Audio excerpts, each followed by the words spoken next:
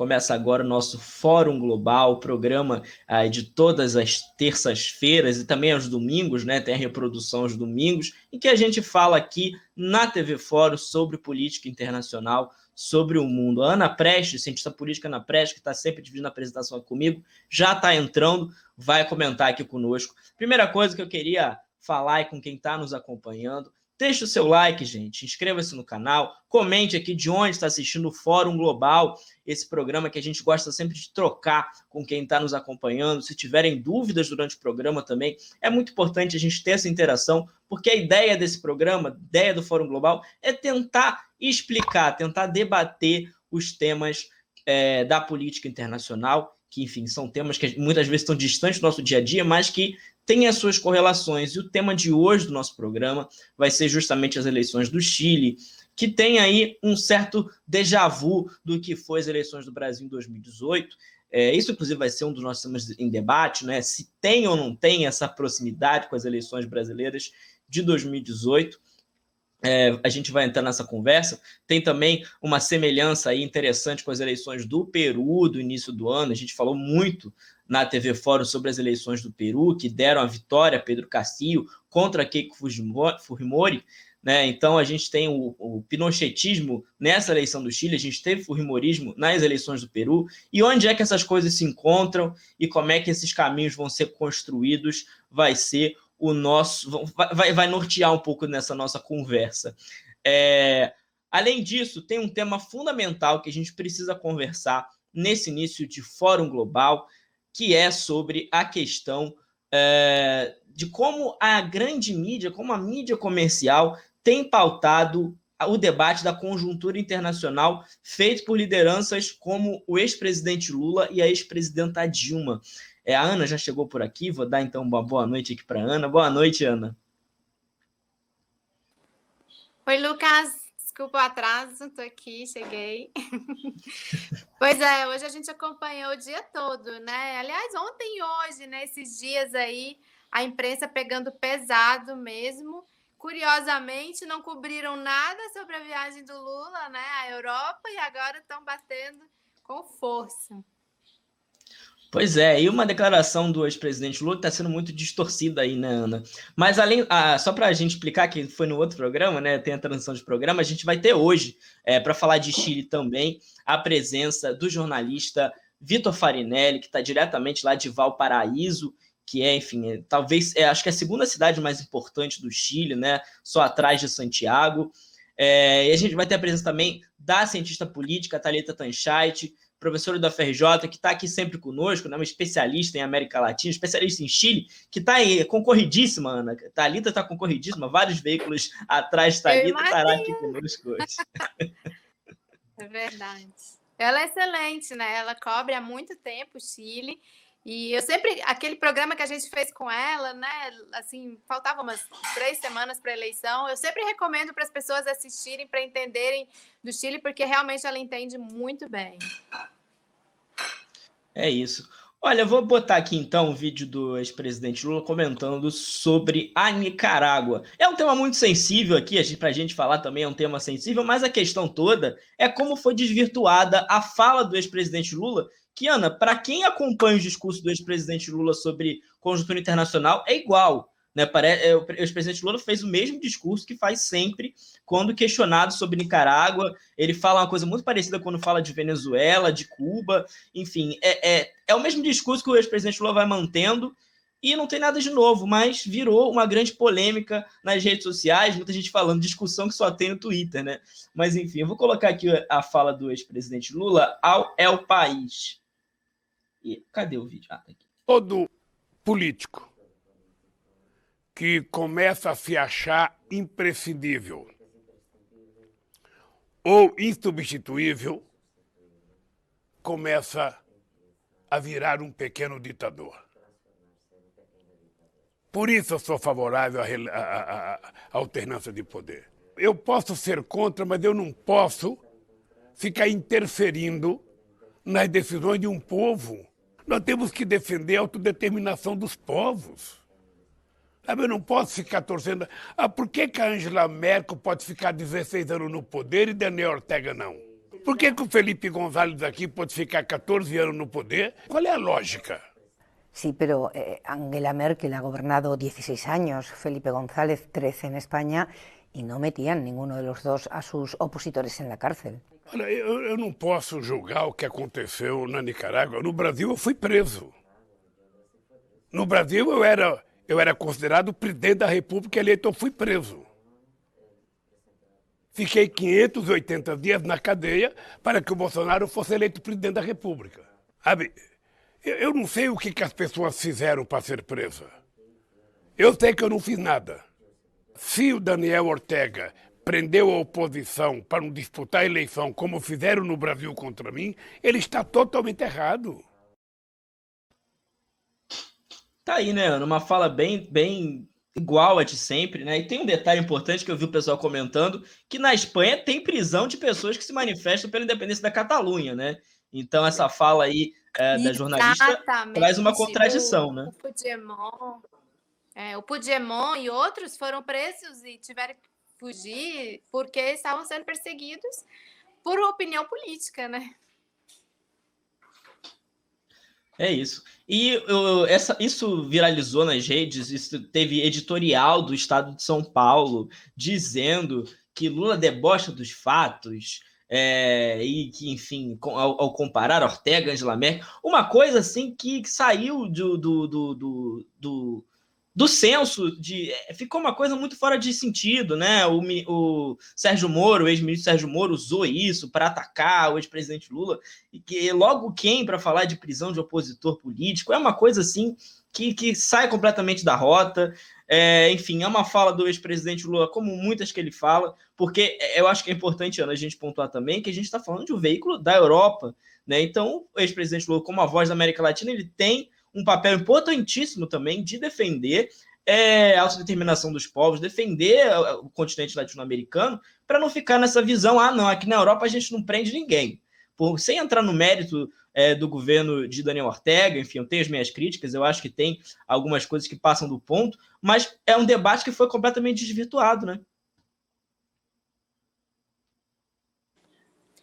Pois é, você falou muito bem, Lucas. Só o fato dele estar sendo entrevistado, né, com destaque pela imprensa europeia, né? Isso já seria notícia, né? Porque no Brasil ele não é entrevistado, né? Há muito tempo, assim, não houve cobertura, né, da sua passagem pela Europa, como deveria ser de um candidato com uma projeção que ele tem, né? Um pré-candidato, um possível candidato, numa projeção que ele tem.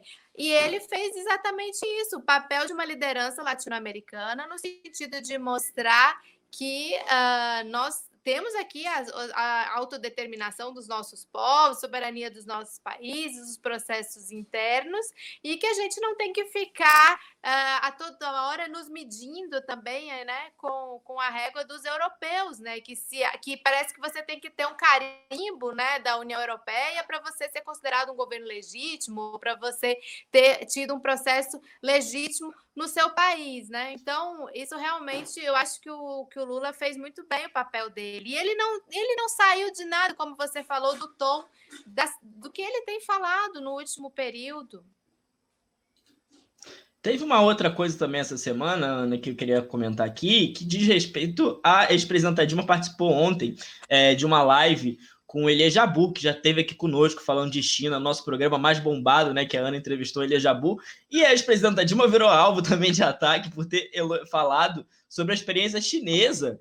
Uma coisa assim, completamente a Folha tratando como uma ditadura chinesa, uma coisa que a Folha nunca via a Folha usar ditadura chinesa antes do que quando a Dilma elogiou, dizendo que é a luz diante da decadência ocidental, né? Então, é mais um debate aí sendo freado, né, pela grande mídia. Como é que você viu essa, Ana? A sensação que eu tenho é que estava faltando pauta para a mídia, para bater no Lula, na Dilma, para bater nesse esquenta que já está começando. E aí veio essa questão da pauta internacional, e como essa pauta internacional ela tem apelo popular, até por um nível grande de desconhecimento das pessoas, então é até mais fácil, né? Por que será que o bolsonarismo fala tanto da China, né? Ou ataca tanto a China, etc. Porque eles têm apelo popular, né? Então pegaram duas polêmicas, digamos assim, ou dois ícones, né? A Nicarágua aqui na América Latina e a China. Opa, Lula, Dilma estão falando, estão se comprometendo, olha lá. E aí corre todo mundo, parece assim que se for uma sangria desatada e muito descarada, né? Evidencia uma falta de pauta até, né? Na própria imprensa. Essa com relação a Dilma foi ridículo, porque o livro do Elias Jabbour, que é um grande estudioso sobre China, né? É um livro que tem uma abordagem política, mas uma abordagem também econômica, mais acadêmica, e a Dilma e o Silvio, eles estavam falando ali dessa produção, né, dos estudos sobre a China, né? E aí eles pegam e pinçam lá uma passagem para fazer esse tipo de exploração midiática. O que a mídia quer é falar o seguinte: olha aqui, ó, Lula falando que o Ortega é democrata, não sei o quê, se comprometendo, e Dilma defendendo a China. É quase assim, é isso que vocês querem para o Brasil? É isso que a gente quer para o Brasil? É assim, quase uma propaganda eleitoral descarada, né, por parte da mídia para reforçar essa tal terceira via ou a opção Moro, que eles têm batido bastante, né? Não, e o Moro usou justamente esse discurso, né? É isso que vocês querem para o Brasil? Uma coisa assim completamente descarada. Eu vi um comentário também nas redes muito interessante sobre isso da Dilma e da China, falando: então a China só serve quando vai fazer vacina para governo tucano, né? Agora, fora isso, ou então quando faz balança comercial, a China é importante. Fora isso, a China não interessa, né? Então, chama muito atenção isso. Antes de chamar o Vitor, Ana, eu queria passar aqui rapidinho pelas eleições da Venezuela, que, enfim, aconteceram nesse final de semana. Tem aí uns dados bem interessantes para a gente comentar também. Eu queria botar aqui. Com 90% apurado, teve um segundo boletim, mas eu não conseguia encontrar esse segundo boletim, que tinha participação um pouquinho mais alta. Eu rodei aqui, não consegui achar uma arte que mostrasse, então foi esse mesmo. Mostra que o chavismo, o grande polo patriótico, né, que reúne o PSUV e outros partidos chavistas, conseguiu 20 governadores, né, já era um número bem alto que tinha antes, e a oposição ganhou 3. E a participação foi de 41,8%, uma participação superior às eleições parlamentares do ano passado. Lembrando que nessas eleições a gente teve a oposição voltando com mais força, e tem um dado muito importante sobre essa eleição, que observadores internacionais da União Europeia foram dessa vez e atestaram que estava tudo normal. Então é uma eleição muito importante, né? Esse resultado é muito importante. Como é que você vê esse processo? Eu ri bastante até desse União Europeia aí, né? Porque é justamente isso que a gente estava falando, né? Forçam tanto porque eles acabam virando assim o nosso padrão, né? Agora, a América Latina tem essa peculiaridade que a gente realmente, inclusive, precisa desse outro padrão, porque a gente tem uma OEA que é algo que é completamente fora do padrão, né? A OEA, ela funciona com a régua dos Estados Unidos, né?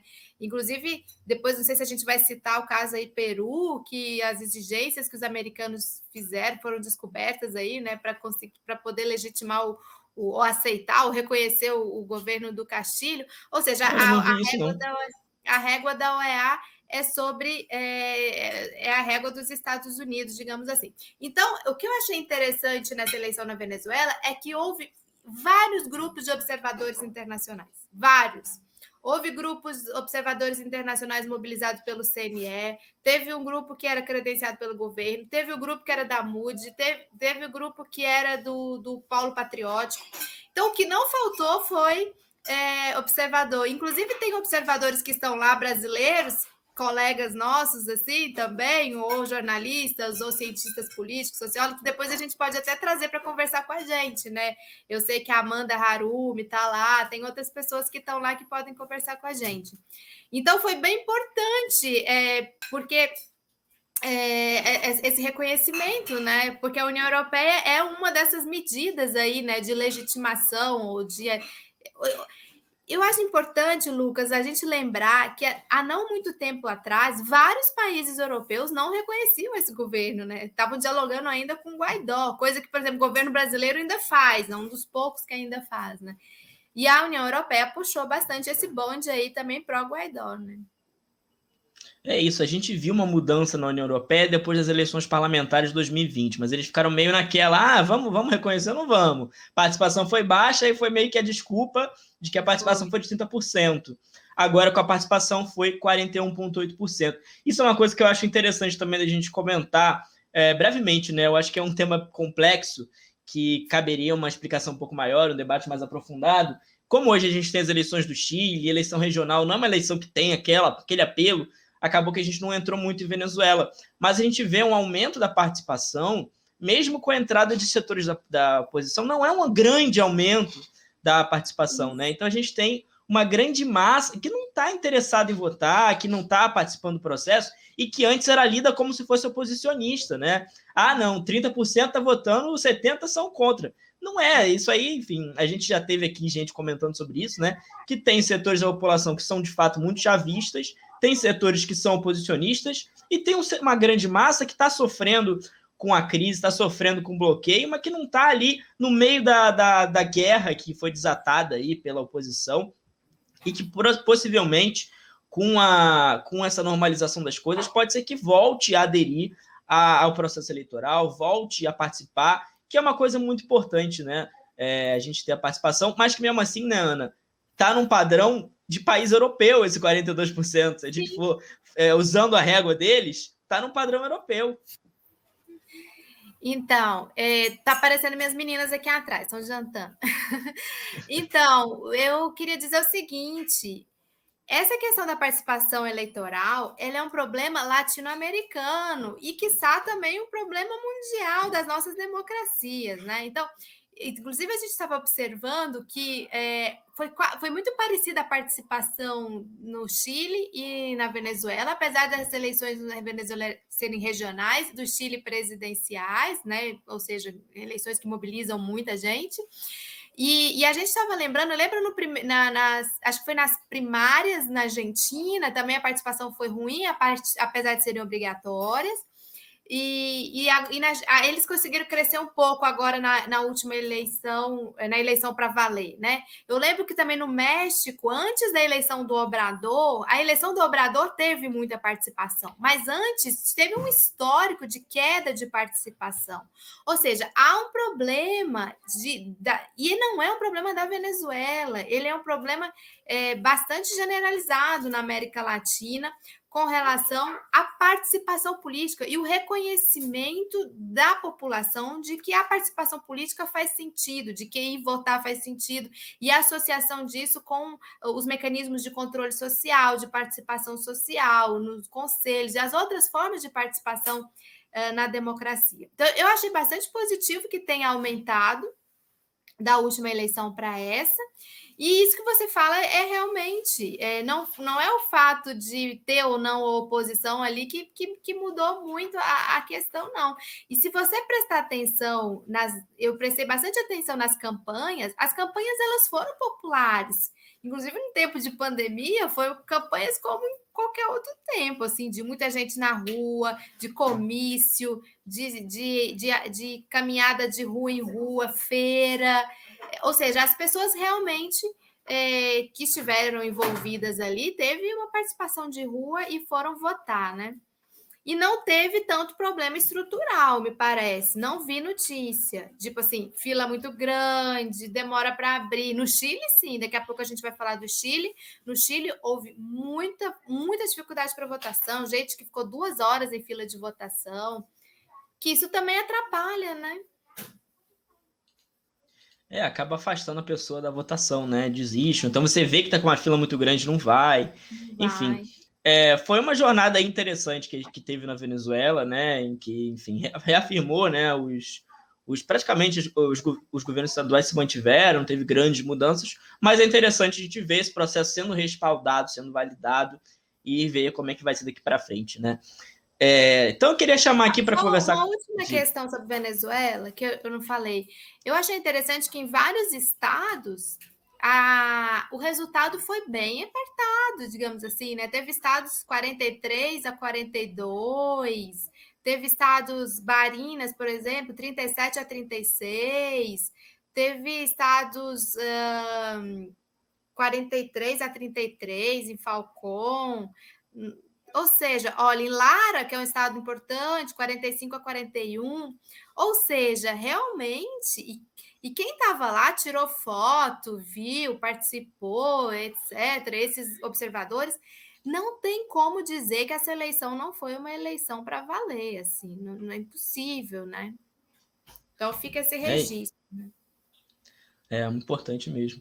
Pô, teve gente até achando que ia ter uma grande reviravolta nessa eleição. Eu vi uns comentários antes achando que ia ter uma grande... A Moody ia tomar a Venezuela. Mas não é assim que funciona. Mas é importante ter essa disputa acontecendo, né? E mostrando que existe, sempre existiu, né? Quando a oposição não boicota, tem disputa, enfim. Eu queria chamar aqui para conversar conosco o jornalista Vitor Farinelli, lá de Valparaíso. Não sei se ele realmente está em Valparaíso hoje, mas ele está lá em Valparaíso para conversar aqui conosco. Muito boa noite, Vitor. Bem-vindo ao Fórum Global. Olá, boa tarde a todos aí no Brasil. Estou em Valparaíso, com certeza, né? E estava escutando aí a conversação de vocês sobre a participação eleitoral. Queria agregar um dado que, de repente, pode até servir para esse debate ou para debates futuros que vocês possam fazer. Como a Ana falou, aqui no Chile, a participação eleitoral foi bem baixa nesse primeiro turno das eleições presidenciais, mas não foi tão baixa ano passado no plebiscito. E por que eu sugiro isso como debate? Porque, de repente, na dinâmica de como as democracias passam a ser entendidas pela população, de repente, a população está esperando da democracia outras coisas. Não só votar em um cargo a cada 4 anos, né? Porque se você pegar o plebiscito do ano passado, ele representava todas as demandas que foram, né, defendidas durante a revolta social do ano anterior, né? E ali o povo percebeu que aquela eleição valia mais que uma eleição de um cargo específico, entendeu? Então, de repente, pode ser... Foram 70 e tantos %, não foi? Pelo que eu me lembro. Ano passado a gente teve 75, pelo menos uns 600, 700 mil votos a mais que fizeram muita falta para o Gabriel Boric nesse domingo, com certeza, né? Não, mas eu estou falando do plebiscito da Constituinte, a participação foi uns 70 e tantos %, não foi? Sim, exatamente. Isso. E tá. foi 70% de participação e o aprovo, né? A aprovação teve quase 80% dos votos. E não serviria para o Boric ganhar no primeiro turno como se esperava antes da eleição, mas serviria para ele ter um primeiro turno muito mais tranquilo, né? Considerando que boa parte desse eleitorado que faltou, né? A diferença desse eleitorado que esteve nas urnas no ano passado e não esteve este ano, provavelmente a grande maioria era do Boric, porque se você vê esse ano na abstenção por região, você tem uma maior abstenção, uma abstenção muito grande que não houve no plebiscito. Dessa vez houve nas periferias, né, nas periferias dos centros urbanos.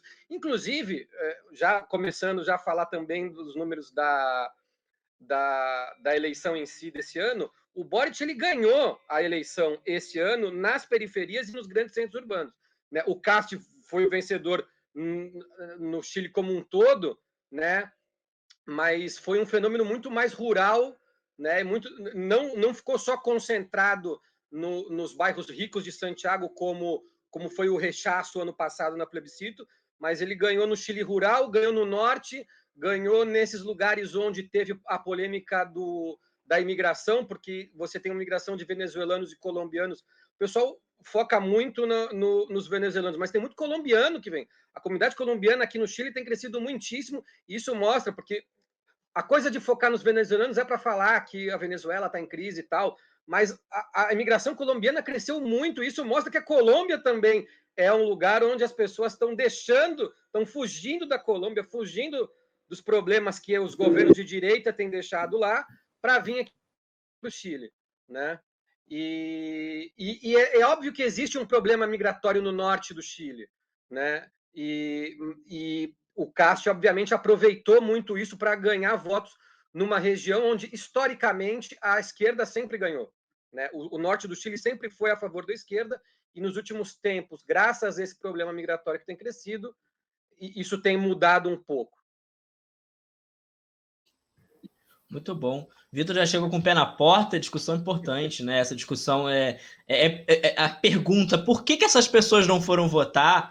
É uma pergunta muito importante para a gente tentar responder ainda hoje. Vai ser difícil, mas eu acho que é interessante a gente tentar entrar nesse assunto daqui a pouco. Eu queria, Vitor, só puxar aqui como é que foi esse percentual, para a gente dar mais ou menos para quem está nos acompanhando, né? Muita gente já deve ter visto esses números, mas é importante ser para a gente lembrar. José Antônio Cast, da extrema-direita, né, do Partido Republicano, teve 27,9%, quase 2 milhões de votos. Gabriel Boric, 1.960 mil, né, porque faz diferença, né? E Gabriel Boric, da Convergência Social, da Frente Ampla, teve 25,8%, 1,8 milhão de votos. Não é uma grande diferença entre eles, né? Mas a gente olha para os outros candidatos. Franco Parisi, que digamos, ele se diz nem de esquerda nem de direita, né? Foi um voto de protesto, teve 12,8%. Sebastian Sichel, que era o candidato do Pinheira, 12,8%. Yasna Provost, da ex-concertação, de Michelle Bachelet, 11,6%. Marco Henrique Zominami, 7,6%. O Zominami é um candidato do Grupo de Puebla, né? Enfim, candidato de esquerda. E o Artés, que é um candidato de extrema esquerda, 1,5%. A gente vê aí que a direita teve bastante voto, né? Se a gente for contar o Cássio, Parisi e o Sichel, é muito voto para quem vem para um Chile que vem de um processo de mobilização de massas muito intenso. Isso que muita gente não consegue entender. Por que a direita teve esses votos, Vitor? Você consegue explicar isso para a gente? Ô, Vitor, e fala pra gente quem é o Parisi aí junto, porque o Sichel e o Castro a gente já sabe mais. Nessa sua resposta, se você puder falar um pouquinho sobre quem é essa figura do Parisi. Tá, eu vou começar com... Vocês querem que comece com o Castro, com o Sichel ou com o Parisi? Com o Parisi primeiro? Vamos começar... Hã? Perdão? Como você quiser, como você quiser. Foi um cachorro que eu acho que latiu na hora. O meu cachorro que latiu, como você quiser. Não, é meu filho que estava... Eu estava me despedindo dele, que está indo para casa da mãe dele, então eu estava... E aí foi a porta que abriu e se fechou aqui, desculpa. Mas, então, vamos começar então com o Sichel, que é um fenômeno mais próximo do Cast, tá? E eu quero começar com o Sichel porque num primeiro momento a gente pode achar que o Sichel é um voto facilmente absorvido pelo Cast, e eu não acho que é tanto. A grande maioria do voto do Sichel, sim, tá? Só que o Sichel ele se apresentou nas prévias da direita como uma direita que sabia escutar as demandas da revolta social. E é por isso que ele ganhou nas prévias do Lavin, que era um candidato que era a direita pura, né? A direita pinochetista, direita tradicionalíssima, né? Do Chile. Ele ganha essas prévias porque ele fala, olha, eu não sou dos partidos tradicionais, né? Eu tô sendo apoiado pelo Pinheira, mas eu sou de uma direita que sabe escutar a revolta social. Aquelas eleições prévias eram umas eleições que aconteceram 2 meses depois da eleição constituinte, onde a esquerda e os movimentos sociais arrasaram. E a direita queria mostrar ali uma direita que sabia escutar a revolta social, né? E a campanha do Sichel foi em base a isso, a mostrar essa figura. Claro, a grande maioria do voto Sichel ainda é um voto que vai ou para a direita tradicional, porque o Cast, apesar de ser um partido novo, ele representa essa direita tradicional. Ele foi muito tempo deputado da UD, que é o partido clássico da direita aqui, né? O partido criado pelo Jaime Guzmán, que era o pensador do pinochetismo e tudo mais, né?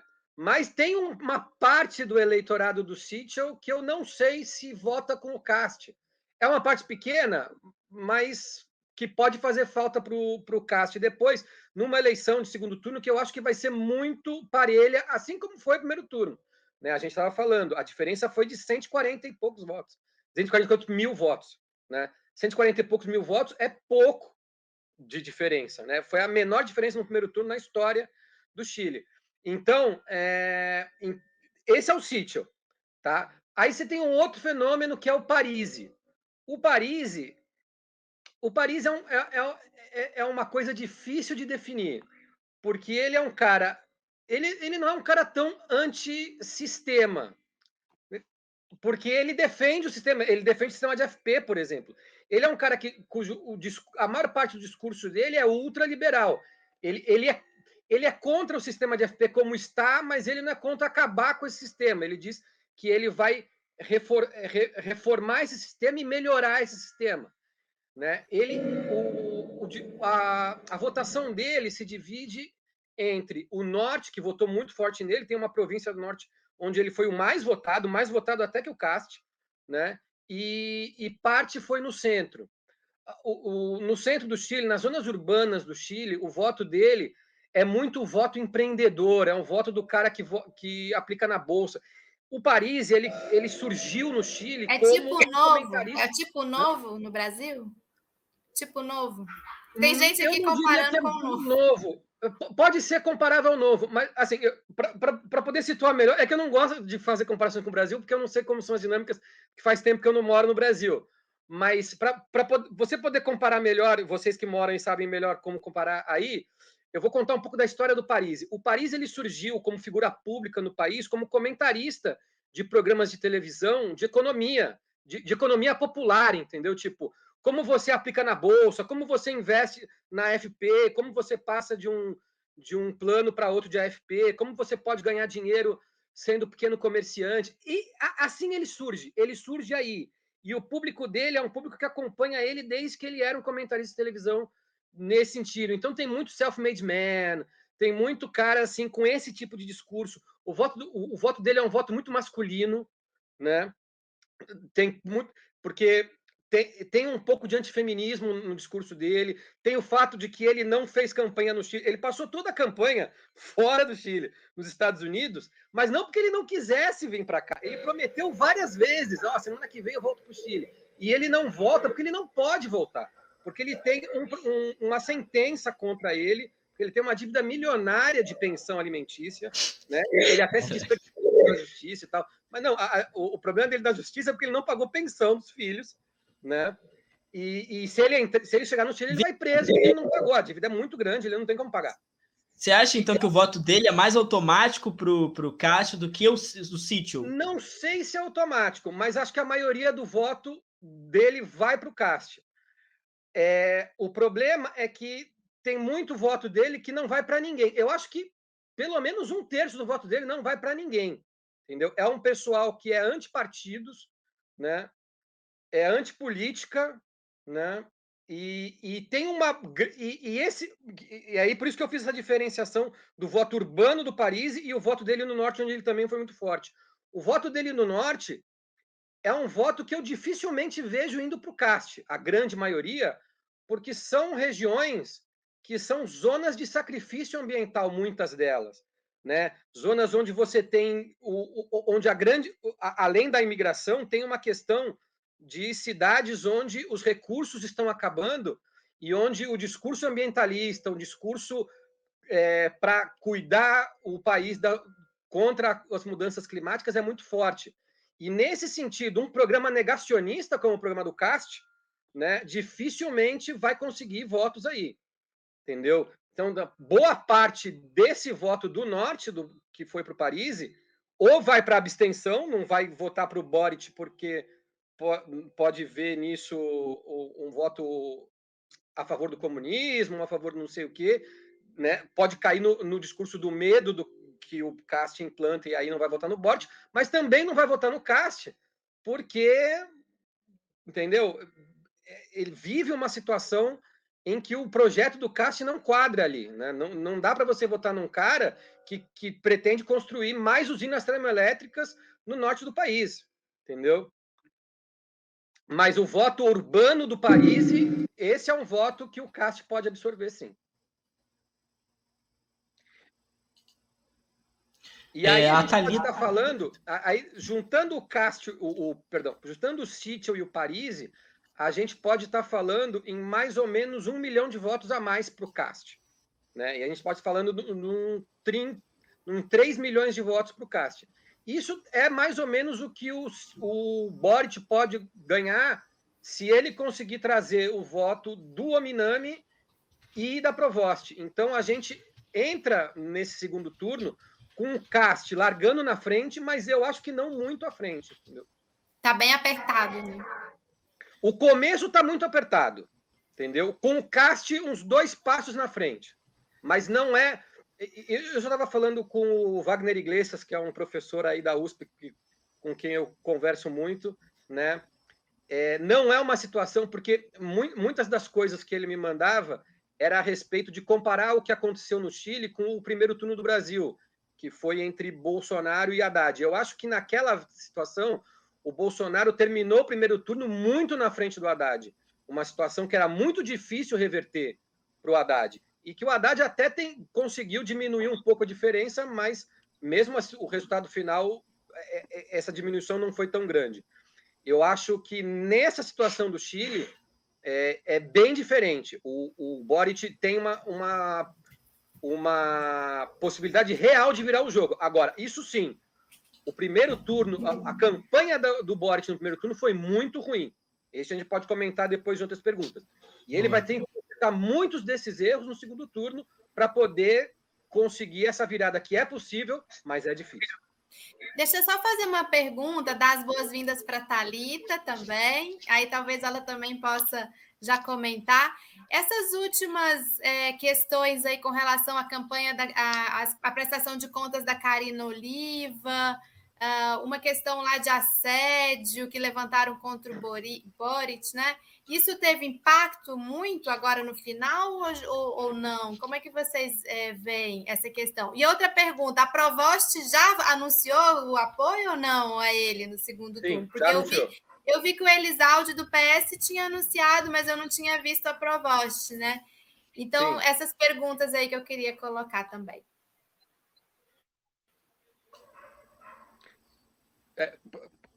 Posso deixar a Thalita começar aí, já que ela acabou de chegar. Bem-vinda também aí. Tá bom. Bem, gente, boa noite mais uma vez. Um prazer, Vitor. Olá, Luciana. Eu estou numa bateria de convite da hoje. Thalita, eu acho que está travando um pouquinho você. Perdão. Desde já. Eu acho que tá travando, não deu para ouvir direito a sua fala, que estava travando muito. Estão me ouvindo? Agora... Nós estamos te ouvindo, só que a sua imagem está congelada e sua fala está cortada. Talvez seja melhor sair e entrar, não? Acho que talvez seja melhor sair e entrar. Vitor, tenta então, se puder começar a introduzir esse tema, que é essa pergunta. Eu acho que o caso da Karina Oliva teve muita... Não só teve muito impacto, como teve um duplo impacto, né? Teve um impacto em tirar votos do Boric, né? Que já é ruim, e ainda por cima em afetar também a eleição legislativa, porque a esquerda, em geral, conseguiu uma maioria importante na Câmara, né? E não conseguiu no Senado, porque foi onde mais foi afetado. De qualquer forma, conseguiu uma paridade, ficou 25-25, né? Mas se você conseguisse maioria no Senado e na Câmara, seria um super golpe a favor da esquerda, e a Karina Oliva era para ser a mais votada, era para puxar voto total da coalizão entre a Frente Ampla e o Partido Comunista. Pensava em eleger e ainda mais 2 senadoras mulheres, porque ia entrar ela e a Cláudia Pascoal, do Partido Comunista, acabou entrando só a Cláudia Pascoal, né? Se fossem as duas. E em geral, a coalizão Frente Ampla Partido Comunista fez aumentar muito a bancada feminina, tanto na Câmara quanto no Senado. Poderia ter aumentado mais se a Karina Oliva tivesse entrado, né, seria um golpe, e ainda mais por uma questão de que o voto feminista é um voto muito importante para o Boric, né? E isso. E aí, aproveitando em comentar que o voto feminista é um voto muito importante para o Boric, e falar dessa acusação de acosso, eu acho que teve um efeito menor, mas que não deixa de ser chamativo. E aí chama a atenção muita coisa que a gente já viu em outras eleições no Brasil, nos Estados Unidos, na eleição do Brexit, que é a coisa dos ataques direcionados. É muito interessante como a campanha do Cássio foi muito forte nas redes sociais e foi muito bem direcionada. Isso chama muito a atenção, não só quando eles começaram a acusar o Boric por esse suposto acosso sexual que aconteceu na época que ele era presidente de diretório estudantil em 2010, é uma acusação de muito tempo. A pessoa que fez, não estou querendo questionar nem nada, mas a pessoa que fez a acusação sequer foi mostrado, apesar de que eu acho que está correto, jornalisticamente falando, não dá a identidade da pessoa, está correto. O que é questionável é o momento em que isso é realizado, né? E o fato, e é isso que chama a atenção, como alguns ataques são muito direcionados a um público que você sabe que é um público majoritariamente eleitor do Boric, o voto feminista. Teve uma outra acusação importante, que foi quando uma pessoa fez uma acusação dizendo que o Boric e um grupo de amigos tinha feito uma brincadeira sádica com um cachorro numa sala de aula. E aí é outro ataque direcionado, porque o voto animalista, o voto ambientalista, também é um voto muito mais forte para o Boric, porque o Cast é um negacionista da mudança climática. Então, quer dizer, os ataques do Cast, eu posso pegar outros exemplos, mas para não me alargar muito na minha explicação, os ataques do Cast estão direcionados a um público que vota no Boric e que não é direcionado para puxar voto para o Cast, mas para tirar voto do Boric, fazer com aquele eleitor do Boric que está convicto em votar nele, duvide, né? Para desidratar, né? E eles foram muito eficazes nessa desidratação. Foi muito eficaz. Na reta final. Foi a impressão que eu tive também. Bem-vinda, Thalita, de volta aí. Vocês me escutam? Sim, perfeito. Agora perfeito. Tá ótimo. Pode entrar na rodada aí no jogo. Eu nem lembro mais do que a gente está. Olha, a gente estava conversando, o Vitor, ele fez um panorama assim desse primeiro turno, principalmente dessa direitona aí, né, com o Cássio, o Sichel e o Parisi, né, que a gente está considerando aí. E agora a gente estava conversando sobre os últimos episódios das últimas semanas de ataque direcionado à campanha do Boric, né, a questão da Karina Oliva, a questão desse suposto abuso sexual que jogaram contra ele. E aí a gente estava tentando descobrir se isso realmente desidratou bastante no final aí o potencial dele chegar, inclusive, talvez em primeiro lugar, né, no primeiro turno. E também estávamos conversando um pouco sobre a nova configuração do parlamento, o Lucas estava colocando. Então, se você puder já opinar. Você quer colocar os quadros, Lucas? Coloco. Antes, eu só queria comentar, que a Thalita já dá esse panorama, a gente já entra também logo em outro debate, que é sobre... Eu achei o discurso do Boric, o primeiro discurso dele pós-eleição, um discurso fraco. Estava até comentando com o Thalita outro dia, foi um discurso fraco, que parece que não soma, não constrói muito. Isso eu também queria entender como é que foi essa trajetória do candidato, porque pareceu muito um discurso muito idealista, vamos defender a democracia. E eu vi muita gente dizendo que ele não entrou em pautas econômicas muito profundamente, e que talvez tenha faltado um diálogo com as massas. Eu até achei, o Vitor até falou que teve uma votação muito boa nas periferias de Santiago, e até me surpreendi, porque me parecia um discurso muito elitizado, e eu acho que seria interessante também a gente já entrar nisso, porque também a gente não tem muito tempo, e eu vou projetando então aqui, enquanto a Thalita comenta, eu projeto a Câmara e o Senado, se ela quiser falar, inclusive, eu coloco aqui. Tá, beleza. Bem, então não sei se me escutaram antes, um prazer estar aqui com vocês novamente. Um prazer, Vitor. Eu hoje estou numa bateria de entrevistas sobre o Chile, então estou chegando tarde, vou ter que sair cedo.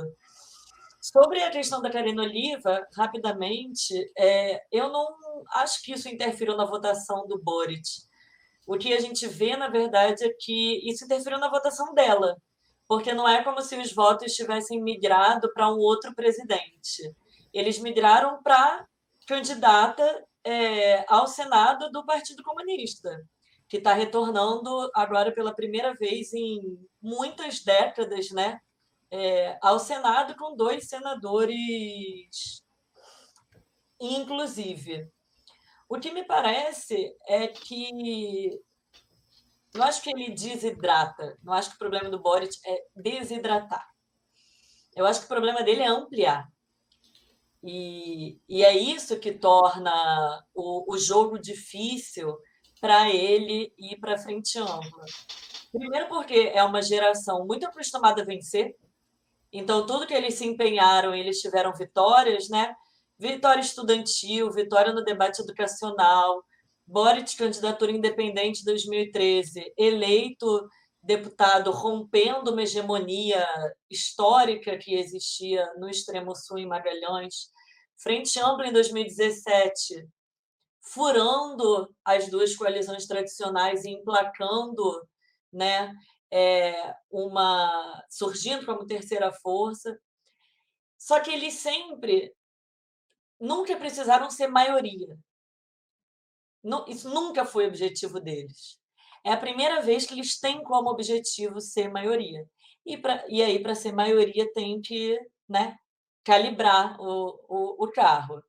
E eles têm muita dificuldade de calibrar. Eu acho que isso melhorou de ontem à tarde para hoje, assim. Mas até segunda de manhã eu estava assim, cara, desse jeito não anda não, gente. Vocês estão com 1.0 e tem que ser um carro aí com motor turbo 4x4 nesse mês.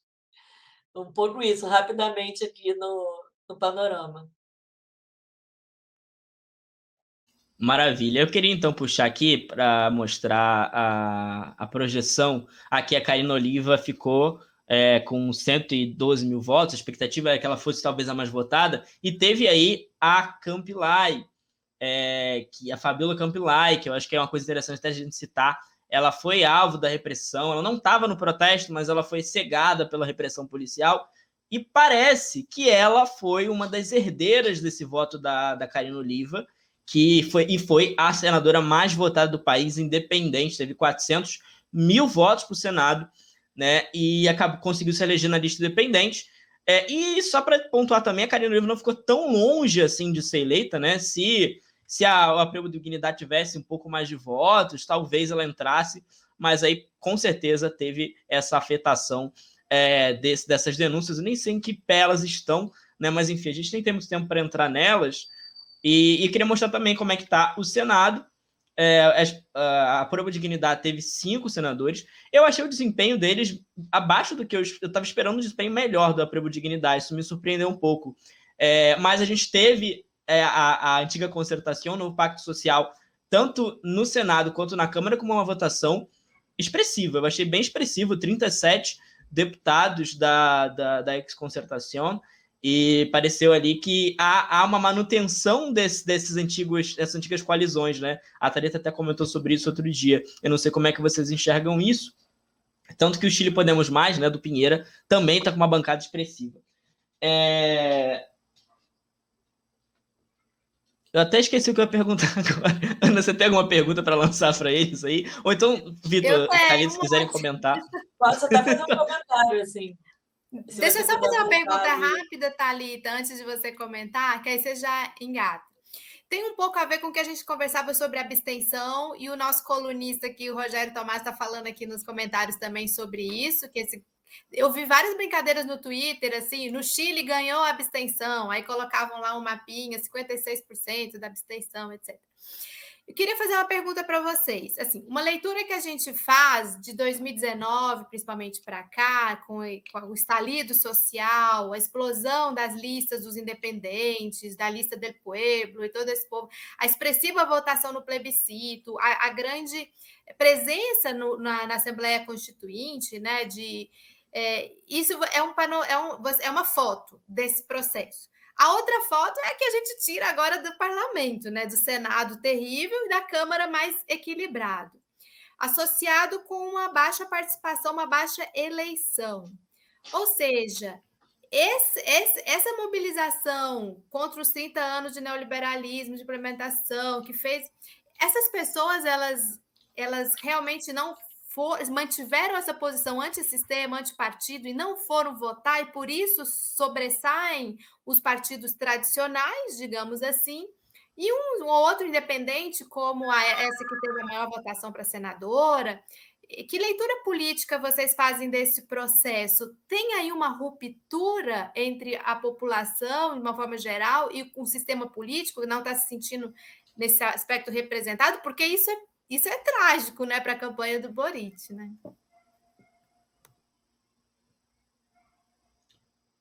Começar pelo Vitor dessa vez, então, que a Thalita começou no outro. Eu acho que, como eu falei no começo,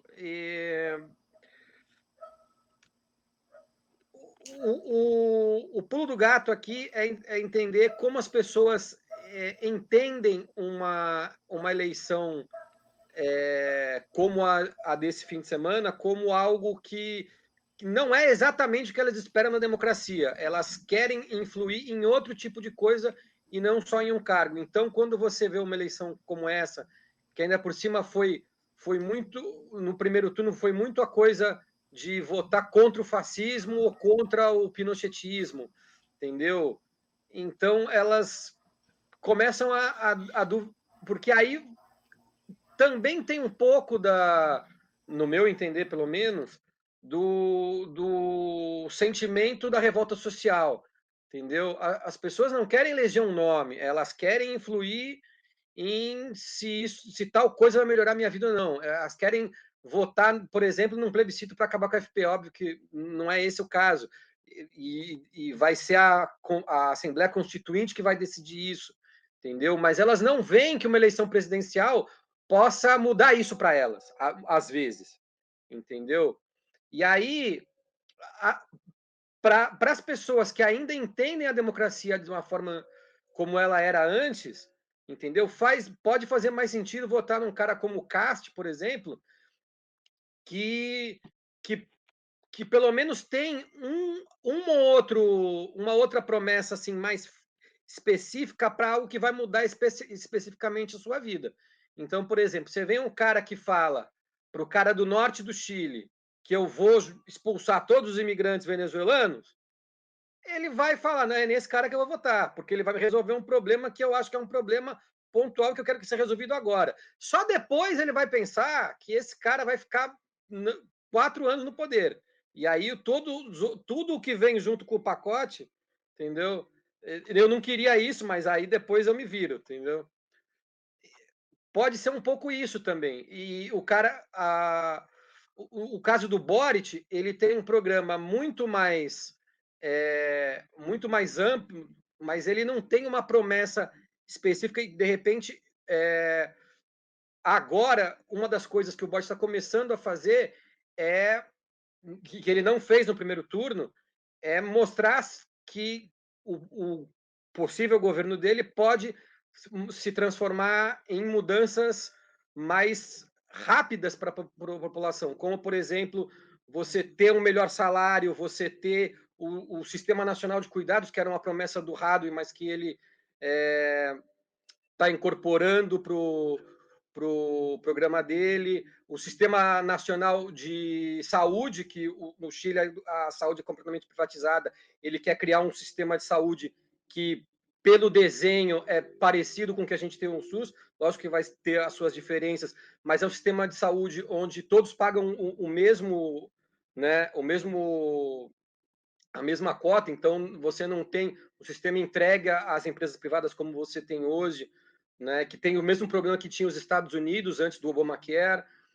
Então, ele começa a mostrar aqui para o eleitorado dele que ele tem promessas que vão mudar radicalmente a vida das pessoas e mais rapidamente. E não sei quem falou aí que o tema econômico era muito importante. realmente, o Boric ele precisa colocar o tema econômico na agenda, ele não fez isso, foi um dos problemas dele na campanha do primeiro turno, e principalmente, não só colocar o tema econômico, como colocar que o programa dele é radicalmente oposto ao que existe hoje, que é do Pinheira, e aí aproveitar, obviamente, de colocar o Cast no colo do Pinheira, porque o programa do Cast é não só continuar o modelo econômico do Pinheira, como aprofundar e sustentar esse aprofundamento na base da violência. Muito bom. Thalita? Bem, se eleições, né, o dia da eleição, representam um retrato, né? Não é o filme inteiro do que é um país. Eleições de voto facultativo também criam um obstáculo ainda maior de entender o país em sua totalidade. E aí acho que ainda temos que nos debruçar sobre esses dados com calma, mas me parece que há uma diferença de quem compareceu às urnas na votação da Constituinte, porque não foi só um resultado positivo com relação aos convencionais constituintes, mas a esquerda teve um desempenho muito importante nessa eleição no nível local, né? Das eleições locais. Então, me parece que há uma diferença de quem compareceu nessas eleições e de quem compareceu nessas eleições presidenciais. E se você coloca um pouquinho mais de lupa, eu não me assusto tanto com esse resultado, porque me parece também que o Cast soube ativar politicamente clivagens e temas que não estavam presentes nestes outros 2 processos eleitorais. E aí, quais que são essas clivagens? Me parece que tem maior relevância. A questão da migração, né, que é um temaço atualmente no Chile e que tem relevância, não é uma ficção, tem relevância e precisa ser tratado. As pessoas querem respostas para essa questão. A questão da lei e ordem pública, que também tem relevância para um país como o Chile, que tem baixos níveis de criminalidade, que as pessoas podiam voltar para casa caminhando, de transporte público, em que assaltos não eram realizados com arma de fogo, mas com faca. Essa mudança é importante, né? A gente não pode olhar para as lentes do brasileiro, especialmente carioca calejado. Nós pensamos para quem vive ali. E a terceira questão, que eu acho que o Vitor colocou bem, que é a estabilidade econômica e política. Desde o estalido social, mas de uma forma que foi muito intensificada com a crise do Covid, né? As pessoas estão cansadas um pouco, e eu acho que a gente não pode desconsiderar o mal-estar cidadão. E as condições de vida da população pioraram muito, né? Especialmente no contexto da pandemia, se deteriorou. E as pessoas querem resposta. E eu acho que o Caixa ele soube oferecer as respostas mais rápidas e fáceis para temas que têm a sua relevância, que a gente não pode desprezar no contexto chileno. E que o Boric precisa adentrar com força. Ele fez um tweet hoje sobre segurança pública que eu fiquei assim, que isso? Narco atrás das grades. Polícia agora. Eu falei, que isso, jovem? Quem está te aconselhando? Mas, assim, eu também não sou extremamente purista. E para ganhar essa eleição dentro de uma ameaça gigantesca que é essa do Cast, vai ter jogo para jogar. Isso que o Lucas falou sobre a questão econômica, eu achei bem sério também. Eu acompanhei um debate presidencial que teve organizado pela ENAD, eu não sei se é uma entidade empresarial, não sei se vocês acompanharam, quase todos os candidatos foram. E aí eu achei realmente que faltou consistência na questão, na visão econômica mesmo dele, né, do processo, do país e tudo, e das propostas. Bem isso que o Lucas apontou mesmo, que eu acho que isso aí pegou também, né? A E ENAD é um encontro... desculpa. Perdão, eu que peço. É só para esclarecer. A ENAD é um encontro nacional de desenvolvimento, mas quem está por trás da ENAD é tipo a Fiesp daqui do Chile, a Sofofa, é o que seria a Fiesp aqui. Mas desculpa aí ter interrompido. Não, beleza. E é só uma comparação, pensando nas eleições brasileiras de 2018 e essa chilena desse ano, essa eleição chilena ela é marcada por debates entre candidatos, debate político, debate programático. Cast cresceu nas pesquisas participando de debates, né? E o que é o oposto do caso brasileiro, que Bolsonaro não podia ir a debates. E nas eleições brasileiras de 2018, a agenda econômica não existiu. O debate foi todo no campo da corrupção, do conservadorismo moral e da mobilização de identidade política negativa, anti-establishment, anti-partido, etc. No Chile, o debate econômico existe, ele está presente. E Boric ele é questionado com relação a isso por todos os lados, né? No domingo à noite, inclusive, eu estava assistindo ele num programa e interpelaram ele com relação a dados econômicos. Assim, ele, mais uma vez, não conseguiu fazer aquilo que o povo gosta, que é dar número exato, direto, tipo a lá Ciro Gomes, né? Que é o que elogiavam no Ciro. E assim, gente, pelo amor de Deus, querido, decora esses números. Fala direitinho, porque senão não vai rolar.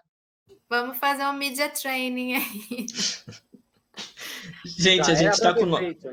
Já era para ter feito. A gente está com o nosso horário estourado aqui. Eu sei que o Vitor está aqui desde o início. Thalita deve ter outro compromisso depois, né? Está emendando uma coisa na outra. Mas eu queria fazer uma última pergunta. Eu não sei se a Ana quiser também complementar minha pergunta, fica à vontade. Que é justamente o nosso tema aqui da live, né? A gente deu o nome da live, que era... A gente até tangenciou esse tema algumas vezes, que é se é possível fazer uma comparação entre a eleição do Brasil de 2018 com as eleições do Chile de 2020. O Vitor apontou que já parte de um lugar muito diferente, né? Pelo percentual de votos. Há um outro caminho aí, há uma margem de manobra, mas o discurso parece ser parecido, né? E eu acho que isso que marca um pouco, né? A gente vê um discurso do Boric parecido com o discurso de Haddad, que acabou perdendo no Brasil, e o discurso do Cast parecido com o de Bolsonaro, que acabou vencendo no Brasil. Então, acho que mais do que o percentual, eu acho que isso é um debate interessante que a gente pode entrar. E eu queria fazer uma comparação que eu fiz no Twitter, que foi o Peru. A gente viu uma disputa muito intensa, a gente viu o Pedro Castilho se segurando, se elegeu presidente, foi 0,07, mas ele se elegeu presidente com uma mobilização popular que falta no Boric. Parece que falta no Boric. E como é que... Exatamente, cara, ele botou um chapéu e foi, sabe? Eu não acho que o Boric vai botar um chapéu e fazer campanha, mas parece que falta um pouco de uma pegada popular nessa campanha, e que talvez dialogue também com o Brasil nisso, né? Eu não sei. Eu jogo essa provocação para a gente meio que tentar terminar isso, e como é que vocês enxergam esse espaço de construção? O Boric vai ficar nesse lugar mesmo? Como é que vocês enxergam essas possibilidades? Ô, Lucas, vou fazer um pequeno adendo. Primeiro que eu não esqueço uma frase da Thalita aqui no nosso último programa com ela, que ela falou assim, que o Cast era um Bolsonaro que sabia usar o garfo e a faca, coisa assim. E ela falou um pouco isso aqui agora. E tem esses temas que aproximam do que o Lucas falou, por exemplo, Nicarágua foi polêmica, né? Posição do PC com relação a Nicarágua, Venezuela, Cuba. Isso também aproxima, né? Toda aquela coisa que vai para Cuba, vamos invadir a Venezuela. Então, isso também aproxima no sentido do que o Lucas colocou aí na proximidade entre o paralelo aí, né? Começa pela Thalita. Não, começa o Vitor, tu tá falando. Tudo bem. Sim, o Cast ele é menos chucro, digamos assim, que o Bolsonaro, né? Ele é um cara que vem da elite latifundiária do Chile, né? Não tão do Chile do Sul, né? Onde tem mais os terratenientes e tal, mas ali da região mais rural de Santiago, né? E se você for mais para longe, o pai dele era soldado do exército nazista, né? Ele é desses alemães que fugiram da guerra, inclusive isso também foi tema de polêmica em algum momento durante a, a campanha, o passado nazista da família dele e tal. Gente muito né? boa, né, Vitor? Gente muito boa. Gente da melhor qualidade. O passado nazista, o passado de defensores da ditadura, tudo. O de defensores da ditadura é indiscutível, né? Ele, inclusive, é defensor do Krasnov, que é o brilhante Ustra dele, que é um dos piores, dos que ainda estão vivos, é o pior de todos os repressores da ditadura, né? E ele é a favor de indultar esse cara, já falou isso abertamente, né? E, enfim. Mas ele é diferente do Bolsonaro em estilo. Ele não é um cara grosseiro, ele não é um cara que vai falar golden shower, entendeu? Ele é um cara mais polido. Mas o discurso dele é obviamente muito parecido, as estratégias dele, essa estratégia que eu falei dos ataques direcionados ao Boric, são coisas que a gente viu em campanha do Bolsonaro, viu em campanha do Trump, né? Inclusive hoje aconteceu um incidente que me deu muito medo, assim, porque prenderam um cara, isso tudo é informação muito suposta, não bombou tanto, pelo menos por enquanto, nas mídias, mas aconteceu de prenderem um cara num ato do Cast que ele estava com uma mochila com uma pistola dentro. E aí começaram a falar que um possível atentado contra o Cast, não sei o quê. Não foi uma facada, né? Porque só prenderam um cara com a mochila dentro, ele não tirou a pistola, né? Não atirou em ninguém e tal. Mas nas redes sociais virou burburinho, querem fazer um atentado contra o Cast. E eu não duvido nem um pouco que os caras queiram fazer uma montagem dessas também. Espero que não aconteça, óbvio. Mas toda a estratégia do Cast, de como surgiu o partido dele, de como ele se coloca nas redes sociais e tudo mais, é muito parecido com o que a extrema-direita já fez em outros países. E nesse sentido, a gente pode falar que a fórmula é a mesma, né? Então, dá para se dizer um Bolsonaro chileno, um Trump chileno, ou um filho de Steve Bannon chileno, com certeza. Isso aí é inegável.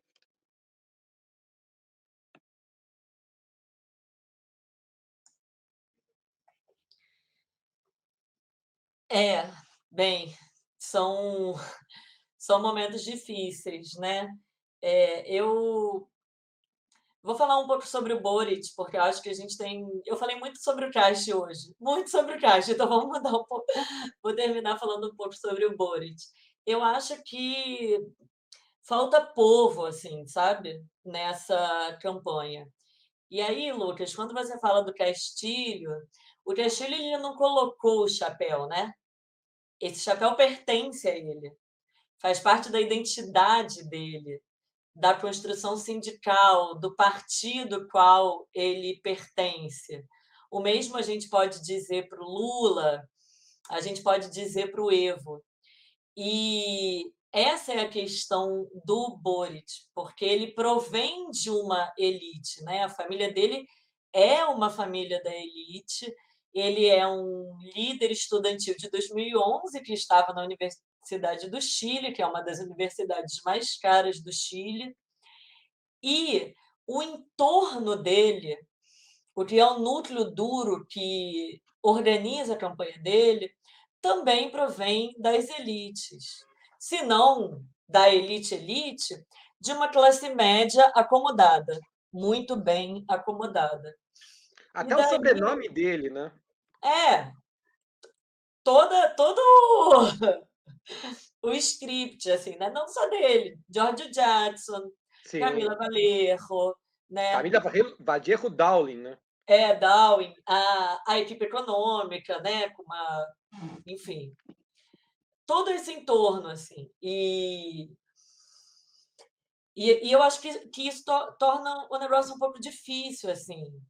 E daí, talvez... Estou cantando bola aqui, tá, gente? Não faz menos de 48 horas do fim da apuração, assim.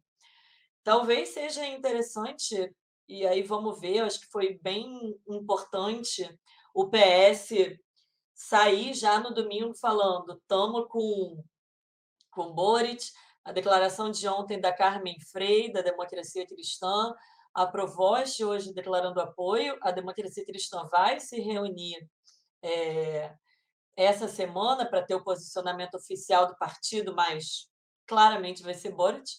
Talvez seja importante baixar a bola e ativar essas bases eleitorais da ex-concertação, assim, né?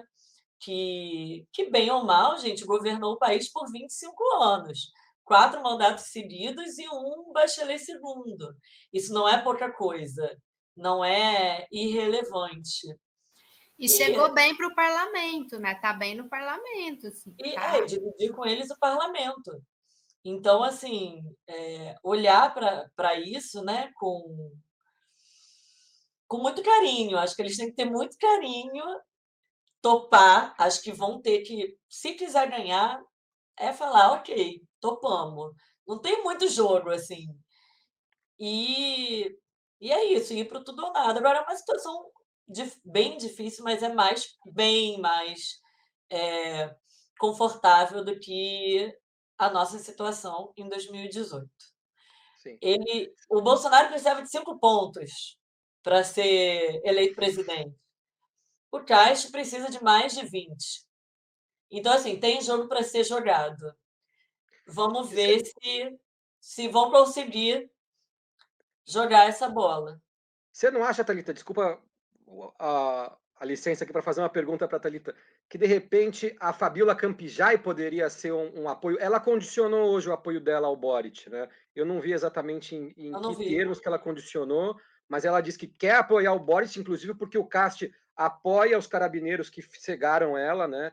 O Cast visitou o carabineiro, o policial que cegou ela várias vezes. Então ela quer apoiar o Boric, mas ela condiciona esse apoio ao Boric ter mais chegada. Você não acha que, de repente, apoios como a Campijai, ou um apoio igual que a Campijai, mas no norte, onde o Boric também precisa de apoio, são essa ligação com o povo que o Boric precisa ter e que, como você bem falou, não tem?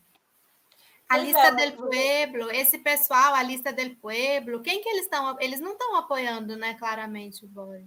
Então, eu acho que foi bem legal o que você colocou agora, porque eu reforcei essa questão da ex-concertação, né? Mas captar esse mundo independente de esquerda que carrega consigo o sentimento anti-establishment, que é um sentimento importante e que mobiliza a política hoje no Chile, me parece que também é bem importante. A Lista del Pueblo já acabou, né? Não existe mais.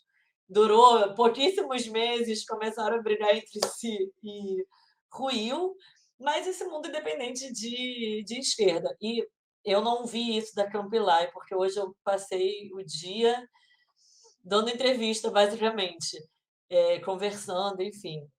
Mas se ela entrar, aí, Boric, abraça ela, tá? Com muito carinho, com muito carinho. Beija a Campijai é justamente a senadora, né? Que foi a mais votada do país. A senadora mais votada. E que é como um símbolo da revolta social, né? É isso. A Lista del Pueblo acabou. A Lista del Pueblo era um grupo que reunia muitos líderes de movimentos sociais, tinha movimento feminista, tinha movimento pela água, tinha vários tipos de movimentos regionalistas. E só que dessa Lista del Pueblo que acabou, que ela foi muito votada na eleição constituinte, tentou montar uma lista para as presidenciais e legislativas, não deu certo. Mas existem os grupos organizados que ficaram dessa lista. E o principal líder desses grupos organizados que sobraram é o prefeito aqui de Valparaíso, onde eu moro, que é o Jorge Sharp. Só que o Jorge Sharp, ele é muito amigo do Gabriel Boric, porque eles são da mesma cidade do extremo sul do Chile. Só que hoje, eles eram muito amigos na época de líderes estudantis, hoje em dia não são tão amigos, né? O Jorge Sharp era do partido do Boric, saiu desse partido porque não concordou com a forma como a Frente Ampla lidou com a revolta social. Ele saiu do partido naquela época. Dá a impressão que eles têm algumas rusgas entre eles, mas também seria um apoio importantíssimo, eu acho, se o Jorge Sharp, prefeito de Valparaíso, um dos prefeitos mais bem avaliados da esquerda hoje, junto com o Hadley, que é também o Daniel Hadley, do Partido Comunista, que é um apoio importantíssimo também do Sharp. São dois apoios, eu acho, cruciais para o Boric ganhar apoios nos grandes centros urbanos. Com a Campiaia, acho que também seria, e faltaria também um apoio desse nível no norte do Chile. Agora me escapa quem poderia ser esse nome, mas se ele tivesse uma pessoa que pudesse captar esse voto no norte para ele, também seria muito importante. Maravilha. Olha, gente, eu queria agradecer muito a participação do Vitor e da Thalita. Foi realmente uma conversa muito bacana. Assim, é um panorama muito, muito geral que a gente teve aqui hoje. O pessoal aqui elogiando bastante também no nosso chat. Então é isso, eu queria boa noite a vocês dois, muito obrigado. Vitor tem que voltar aqui mais vezes também no Fórum Global, vamos chamá-lo mais vezes. Thalita já é quase da casa também, em breve chamaremos novamente, tem segundo turno, né? Então é isso, eu queria agradecer muito a participação de vocês. Eu que agradeço e espero que na próxima live, se for depois do segundo turno, estejamos muito mais felizes em dizer o que aconteceu. Um abraço. Até a próxima. Tchau, Thalita. Parabéns pelo trabalho aí.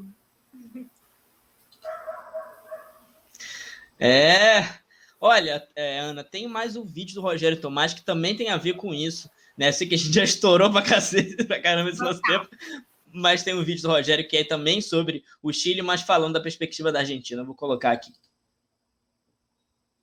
Olá, pessoal do Fórum Global. O assunto é Chile. Vamos para o segundo turno, dia 19 de dezembro, vão se enfrentar José Antônio Cast e Gabriel Boric.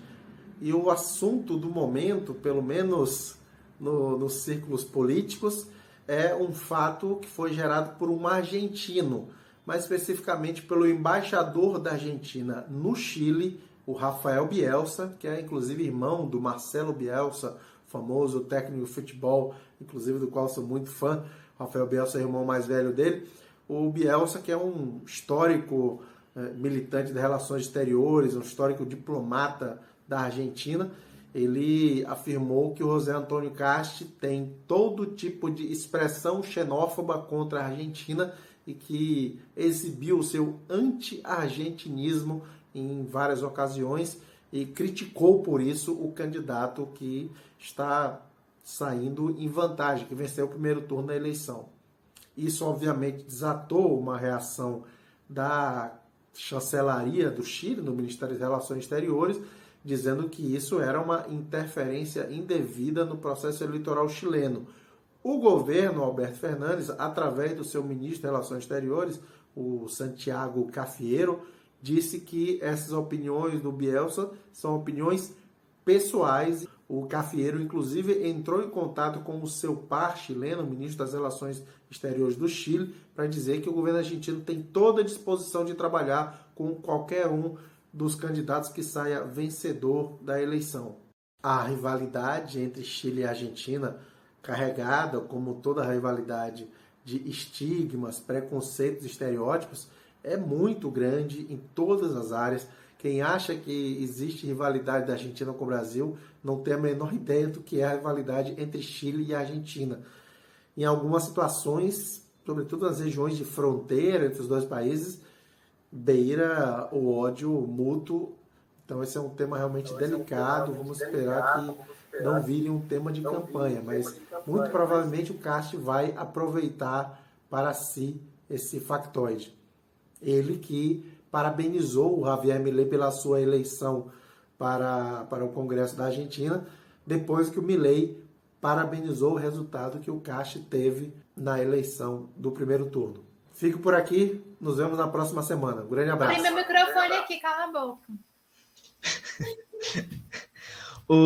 Muito boa a explicação aí do Rogério. E essa galera anda junta, né? O Milei andando junto de braços dados com o Castro, só gente boa. E essa rivalidade entre Chile e Argentina também, para pontuar, acho que é legal, envolve até as Malvinas. Então, uma coisa aí bem antiga, bem forte. E é isso. Quer alguma coisa acrescentar, Ana? Não. Vamos acompanhar agora o próximo período. Vai ser tenso, vai ser importante. É isso. Bom, e gente, as eleições de Honduras que estão chegando aí. Semana que vem a gente fala. Verdade. Semana que vem, eleições de Honduras. Podemos ter uma retomada de um processo aí. Bom, gente, estouramos bastante nosso horário, mas foi um programa muito bacana. A gente conseguiu ter aí Queria agradecer novamente ao Vitor, à Thalita, ao Rogério pelo vídeo. Semana que vem tem mais Fórum Global. Agradeço a audiência de todos e todas. Compartilha o link. Eu vi que teve gente que chegou agora. Quem chegou agora, volta um pouquinho. A gente começou às 6h30, a gente começou a falar aqui, como falamos já de Brasil também. Então, é isso, gente. Uma boa noite a todos e a todas e até a próxima semana. Tchau, Lucas. Boa noite para todo mundo.